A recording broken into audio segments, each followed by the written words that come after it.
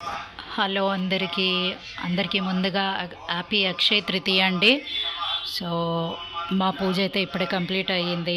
ఇదిగోండి, ఇందాకే పూజ కంప్లీట్ అయ్యింది. అండ్ నేను లాస్ట్ ఇయర్ నుంచి అక్షయ పాత్ర పెట్టుకుంటానండి.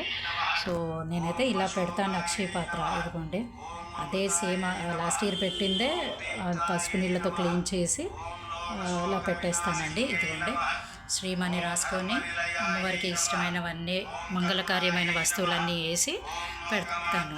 సో ఈ సంవత్సరం కూడా అదే పెట్టుకున్నాను. అదే కుండ తీసి మళ్ళీ క్లీన్ చేసుకొని పూజ అయితే ఇలా అయ్యిందండి. ప్రసాదాలు అయితే పరవన్నం చేశాను, పులిహోర చేశాను, ఆవు పాలు నెయ్యి వేసి షుగర్ వేసి పెట్టానండి.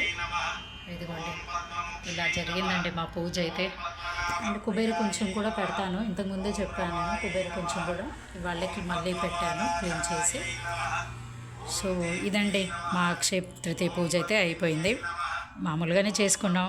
ఇప్పుడున్న సిచ్యువేషన్లో అయితే మనం గోల్డ్ అయితే కొనలేము కదండి. సో మామూలుగా పూజ అయితే కంప్లీట్ చేసుకున్నామండి. సో మీరందరూ ఎలా జరుపుకున్నారు? మీరు కూడా అక్షయ పాత్ర పెడతారా? ఒకవేళ పెడితే ఎలా పెడతారు? ఇలాగే పెడతారా? ఇంకా వేరే విధానం ఏమైనా ఉందా?